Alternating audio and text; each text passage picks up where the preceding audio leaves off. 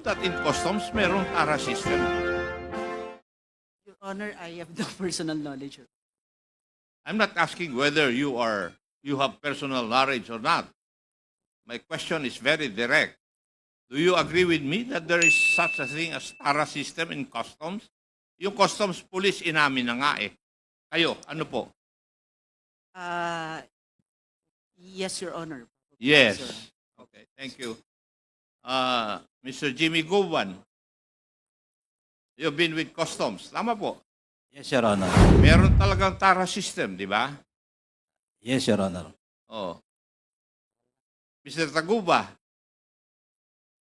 Yes po, Your Honor. meron Meron. TARA system. Tama? Yes po. Kasi naniniwala ako na wala na ang TARA system kung wala na yung 3 o'clock habit ng Bureau of Customs every Friday. Di ba, Major Cascola? Can you come again, sir? I was just writing.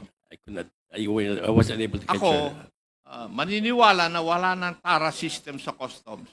Kung mawala na yung 3 o'clock habit ng customs every Friday at 3 p.m. Sir, actually, sir, the TARA system can happen anytime. Can happen anytime. Hindi. Yes, Your Honor. They divide the loot at 3 p.m. every Friday. Would you agree with that, Mr. Guban? Thank you, Your Honor. You have a very A1 information. Mr. Taguba, Yes po, Your Honor. lahat ng kausap mo na customs, pagdating ng bago alas 3, umaalis. At pumupunta uli sila sa opisina nila. Di ba? Yes po, Your Honor. Yes. Ayun naman, no? Kaya, may TARA system talaga. Attorney. Pero, I'm telling you frankly, I've never been to the office of the customs. Malapit na ako mawala rito sa mundo, hindi pa ako nakapasok doon sa opisina ninyo.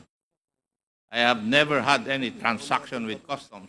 Pero ito, yung mga information na serbisyo pa ako, up to now, these informations are coming to me. Totoo. Hindi po ba? Sinabi kanina, anong last meeting na si Dan Fernandez, nasa X-ray. Kaya nakakalusot, no? Nandun sa color coding system ninyo. It's yellow, red, at saka green. Tama po. O sagutin niyo ako. Kayong nakakaalam nito. Tama. Yellow, red, at saka green. May super green pa Sir, pala. actually, sir, just to explain, sir, the color system of the Bureau of Customs. In the computerized system of the Bureau of Customs, we have therein what they say as the enforcement screen, where the parameters for selecting green, red, and yellow, orange shipments are. Tanong ko is, meron green, red, and yellow lanes. Tama? Yes, Your Honor. Yes. Kasi nandun ang sikreto. Yes, Your Honor.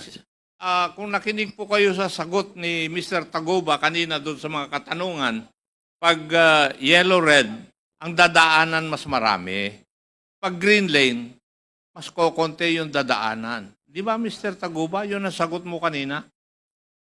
Yes po, Kahit Your Honor. palis-alis ako, nakikinig ako doon sa kabila kasi nandun yung TV.